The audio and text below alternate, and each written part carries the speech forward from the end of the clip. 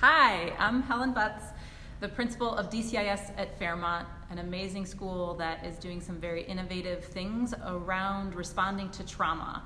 So I have with me Brooke Reeves, our mindfulness expert, as well as physical education teacher, and Amanda Brinton, social worker here at DCIS at Fairmont. And we're going to dive into what we're doing that's different around responding to trauma and where we'd like to take it next. I can start off. So as a school social worker, I work super closely with our school psychologist as well as a variety of other staff members and all teachers across the board. Our school team really has an incredible understanding, both through trainings and collaboration, of understanding traumatic experiences or even potential traumatic experiences with children, and approaching problem behaviors and struggles for kids within that framework. That looks like understanding that trauma-informed perspective, but also working with the social-emotional team as well as staff members to really collaborate what needs each student brings, because none of those are going to look the same. So if a child comes to school and had a particularly hard weekend around a parent who's no longer in the home, being able to provide that space from the pressure that child may feel in the classroom due to some learning challenges that they have, and not being able to carry that weight of a learning challenge due to the weekend that they have had, to be able to give them some space in learning outside of the classroom with a social emotional support, building on that relationship, and them getting them back to class after they've had some of that boost and relationship connection.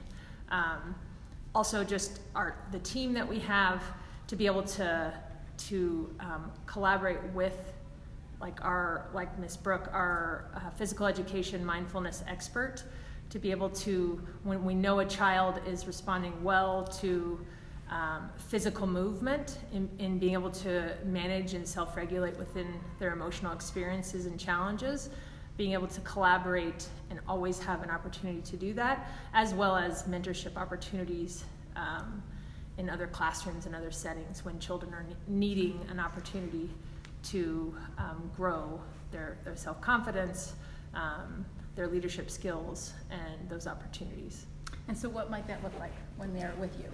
That could look like a number of different things. I've had some kids this last year that really needed that mentorship opportunity to step up and be leaders in a space that they felt confident and safe. And so being able to have them come in when they've earned that time out of the classroom to come in and help kind of run another class in this space, or having a 5-minute break to step out and shoot hoops when they just can't wrap their head around what they're feeling or what's going on.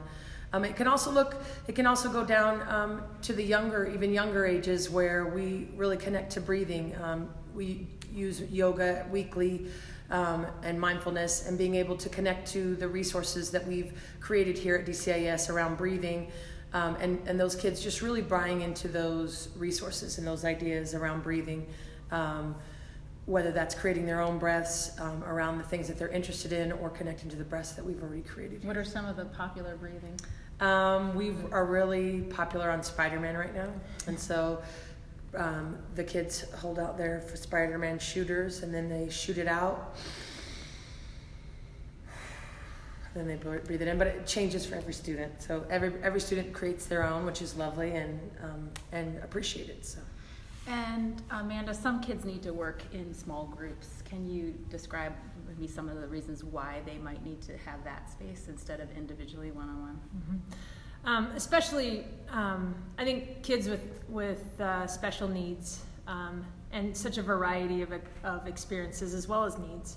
I think larger classroom settings can really trigger more intense emotional experiences that really prevent kids from growing some of those social and emotional abilities that we're wanting them to develop at this age.